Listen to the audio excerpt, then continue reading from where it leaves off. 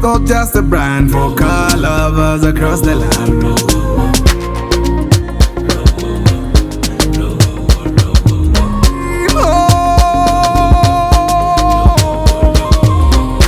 Guys, welcome back to the channel. Today we go back in time and we have this legendary 1994 Toyota Super Custom. Now this car is known for its comfort, its reliability and the respect it commands on the road. This is a 1994 model Toyota Super Custom. In the 90s, this was a rich people's ride. This car ojivuga no parking amuchifu abantu batyamu alibaga mugaga uyaze. This model has the legendary 1KZ engine.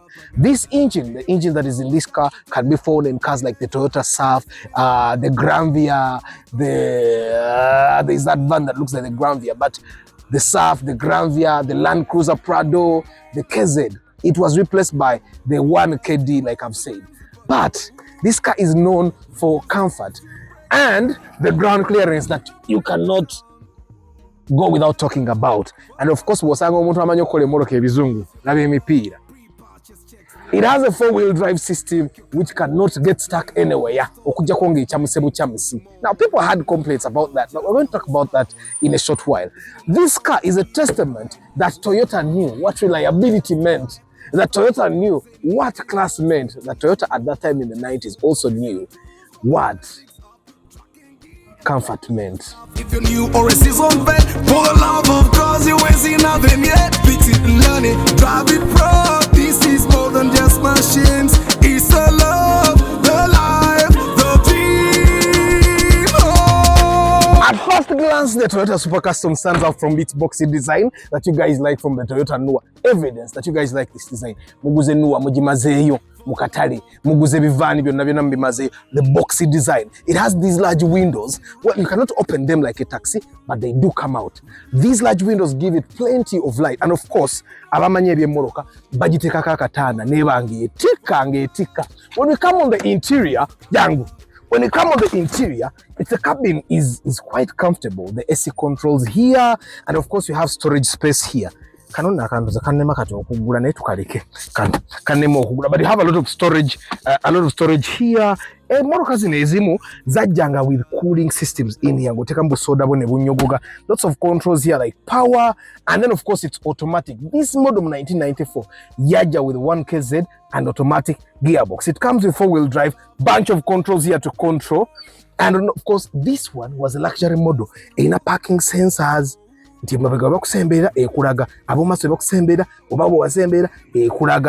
bunch of that, and then you can control the air conditioning. For the love of cause Uganda. Welcome to the road where rubber meets the soul. For the love of cause Uganda. On the streets the story's right. All the new they shine with pride. Toyota, Nissan, Benz, or Mazda. Now, Jangu Munda. Of course, these give you a lot of bright light, and of course in Uganda and but these extra lights. Police area come. When we come, still the large windows, and then we open, and then here comes the actual comfort of this car. Open roof or sunroof. This gives you plenty of light.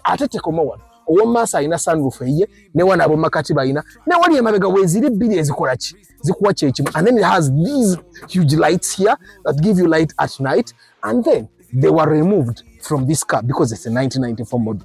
Things kwanga zikyalimu, but it came with curtains weyajjanga mpya, which shows you is shown by these things here otsegera. And then of course you have AC, one waliwo AC controls ne one waliwo AC control ne emabega waliwo AC control. Labe emitto bwerabe emitto mbulira mboloka kyeyina emitto bwegiti bunuwa bwamwe.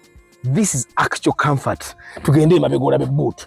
And then of course for you people that are weak, abatali athletic nga Arthur babatira okay mwekwatako wanunga nga muyingira. Come. For the love of cause Uganda we roll. From dusty roads to dreams we patrol. Reviews teams we break it down, helping every driver in the town. For the love. And then of course in the boots plenty of space. Katorono emoroka eno giraba. Olitwala abantu bayo wano basatu ne wali basatu. Si bwe mukaaga noli omaaso gwe musanvu ne passenger n'omubala be bantu 8. And then you have plenty of space to put things here. Bw'oba amafuta gakutawaanya n'akadomola k'amafuta k'ogenda n'onyweramu amafuta. Plenty of storage. And of course ababitegeera bwe baddira emmoroka eno n'agiteekako eddaala nga you step and then you come and load things up here. That's why the sunroofs behind cannot actually do their job because and then of course these are additions. They don't come with this car from the bond. This is an addition as well, but that's the car for you. Very comfortable. I want us to look at the engine. Django. I did not show you. This car is 4-wheel drive, but differential doesn't have a leakage at all. Unlike most of the Toyota vans, leaf springs and a coil spring out. Chijiwa comfort ya man. Nissan Benz or Mazda, we break it down, no propaganda. Every papa's got a tell. Village try to see the scale. Of course, jiwa garanga na masanyalazi wanolaba. Nekati gano gafadda. Tegakyakola bye twagala, gakola bigagala. This is how we open the engine room. Oba gye twaliise engine bay. Wano wabeerawo locks. Lock endala eri side eno. Wait, the other lock is supposed to be here. Sigara one.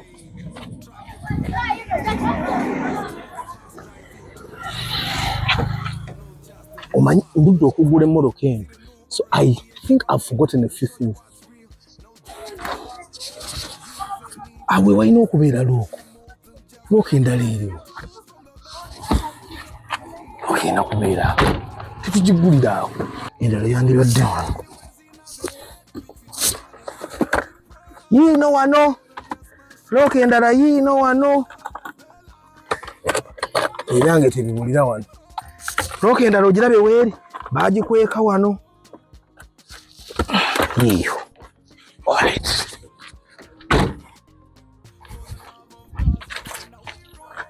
Once you open those locks, then you lift it like this, and kaloko kawana ateko kali. Waliwo wano kaloko kalina okukwata omutto guno kajja ne kakwatamu. Tekaliiwo. Kati ffe ng'abavuzi emmoroka emirundi egiwerera ddala. Okirabye? So this is the KZ engine. It's turbocharged, gives you about 130 horsepower, and it's not intercooled. Okitegeera.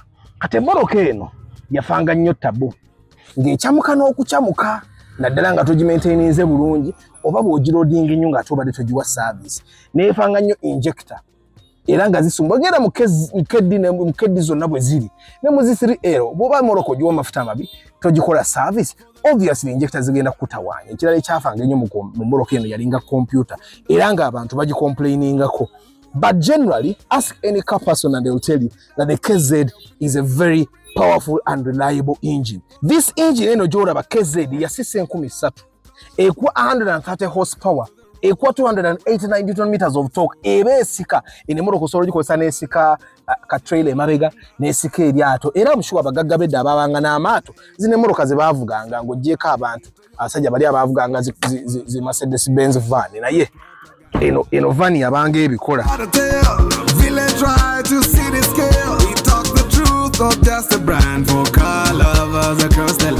Okuddamu okulookinga okagira bot oba omaze okulookinga like that.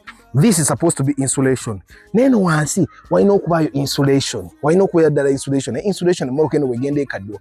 That's why ebeera with a lot of heat. Ate zino emmoroka most people tebakanika AC, and that's why it's always pretty hot. But my God, it's old but still looks comfortable.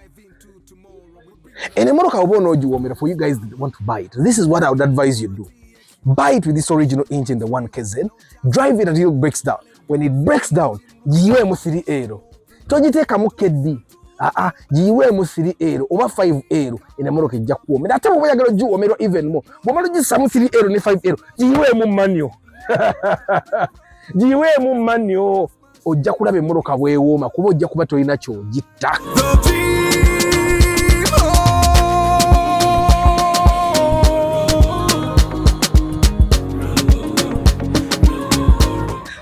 this is the most comfortable van I have seen in Kampala. You guys are talking about very comfortable cars. The Super Custom is something else. Now, there are two cars that in particular I loved for their comfort. Emu najigulanga yange. This one nayagala ko kujigula nga njigula mu bata ne bigaana. This is the Super Custom. Nindako. Njagala kulaba mwaka gwayo. Nyini yagimpa denero gubuku najimpeeramu. So, this particular, where is the year of manufacture? This is where is the year of manufacture? This is a 1994 model. It is older than my camera person.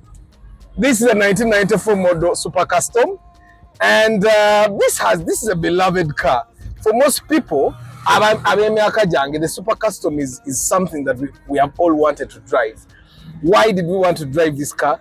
It's because it's a comfortable car. In a Moroka, tewali Moroka ekuba Super Custom mu comfort. Na mugamba drone is really comfortable.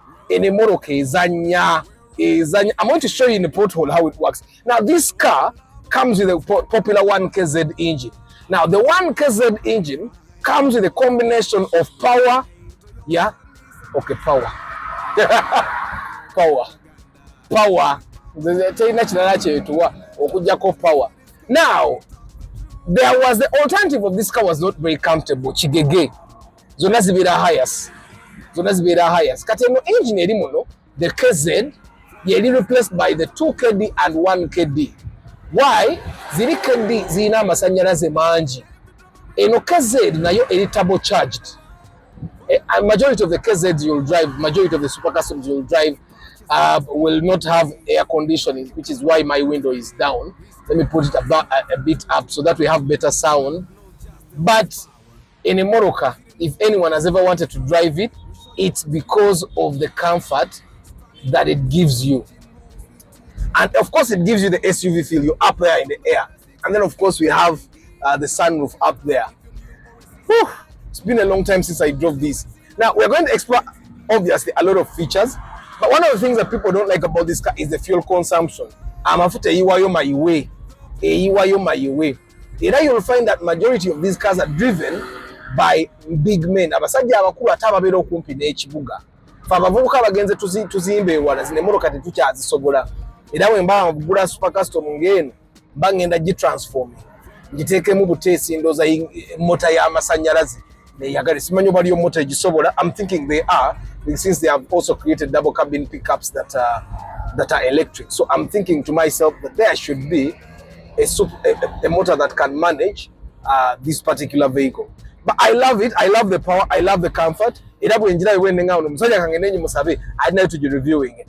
I'm going to show you among the other things that make this car very popular. Of course, the comfort is something that we cannot ignore, and also the ground clearance it gives you. Or parking amuchitfo gogenze muchitundu nebamanya nti omugagga wuyaze. Actually, teri akunyoma wojja. You see, Alphard ogiraba. Alphard eri comfortable. Naye guno ogumotoka guli comfortable. This is a 1994 model. It's more comfortable than the 2018 model of the Alphard. I am telling you, eri just ebera na amenities nyingi na china chichifule Moroka eno this comfortable. Ezanya girabe.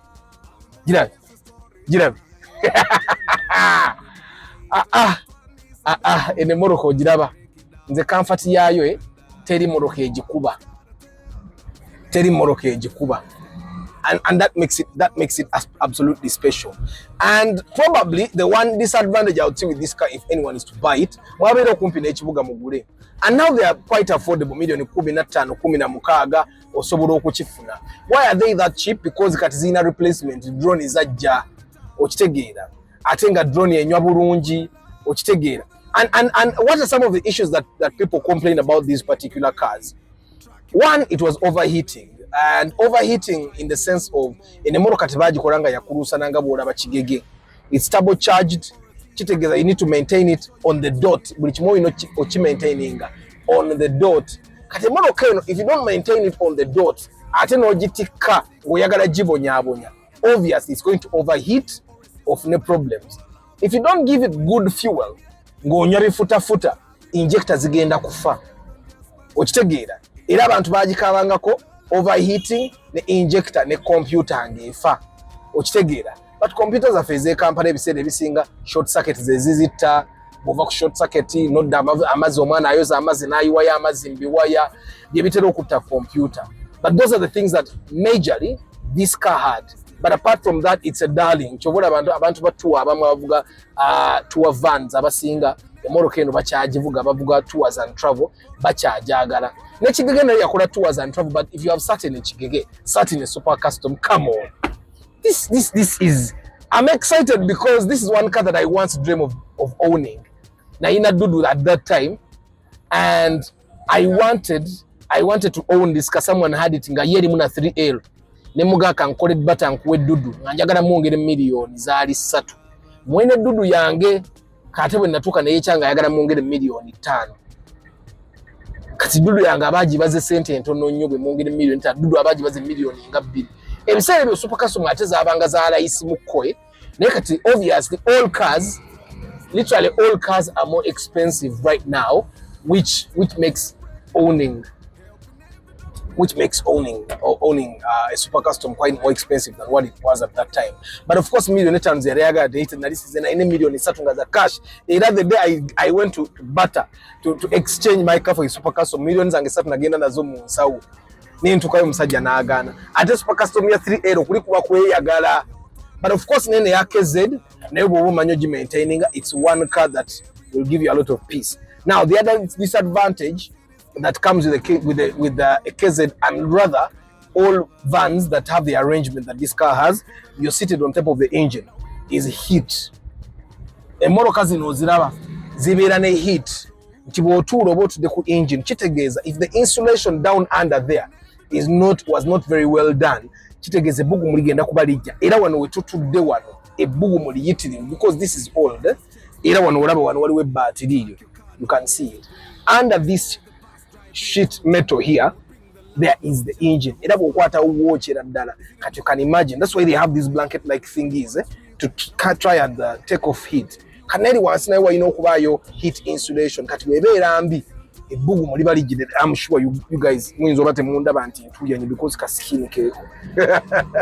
Naye nga ntuya nanze gwola bisaawe because of the heat. But it has power. Look at it. Woo!